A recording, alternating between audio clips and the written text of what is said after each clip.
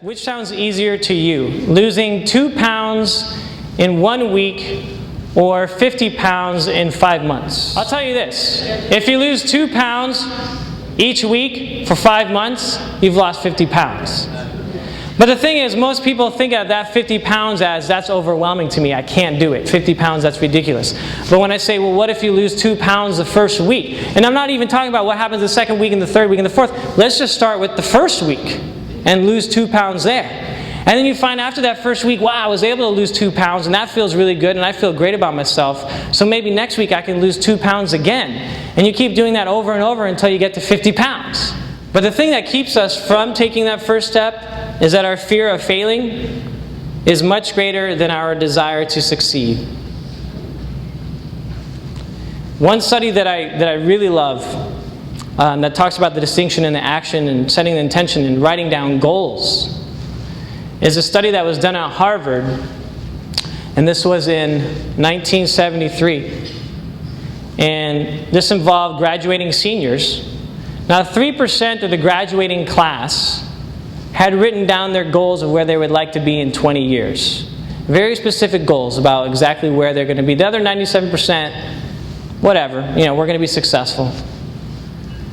Then from this study, 20 years later, they followed up with all the students from this study and found that the 3% who had written their goals down were actually earning 97% of the income from that graduating class. So really what that means is that a goal is just a thought until it's written down. And the way that I would transcend that for you in your work with students is if they need to get better at understanding math, which was my issue, or they need to get better at becoming better writers. Maybe they need to start with, well, what results do they want to get? Not just, I want to be a better writer, I want to be better at math, but what do they want to get in that class and write it down? What do they want to get by the time they graduate? And you know what? While you're doing that with them, what do they want to do after they graduate? And write it down with them. I think that's one of the most active and productive things that you could do with your students is to sit down with them and write down, well, what do you want first? Because most people don't even know what they want to begin with, but they expect to succeed. I also see the achievement factor as what is the difference between people who are successful and those who are not. And really I feel that the distinction is in the action. And it's a matter of taking the first step. But in order to do that, sometimes we have to understand that the smallest good deed is greater than the biggest good intention.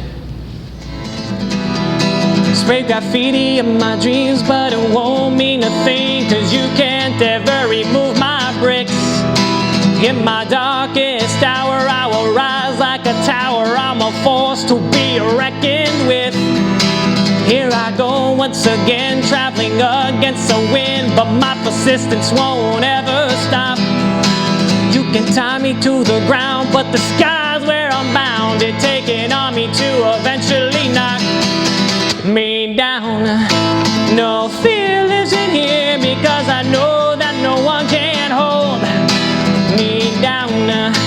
No fear lives in here, because I know that no one can hold me down. You can stop me only in your dreams.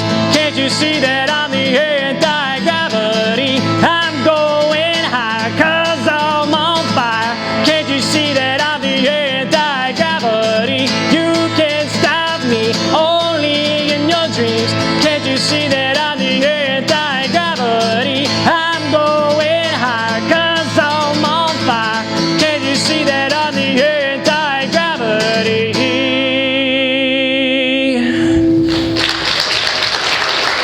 Thank you.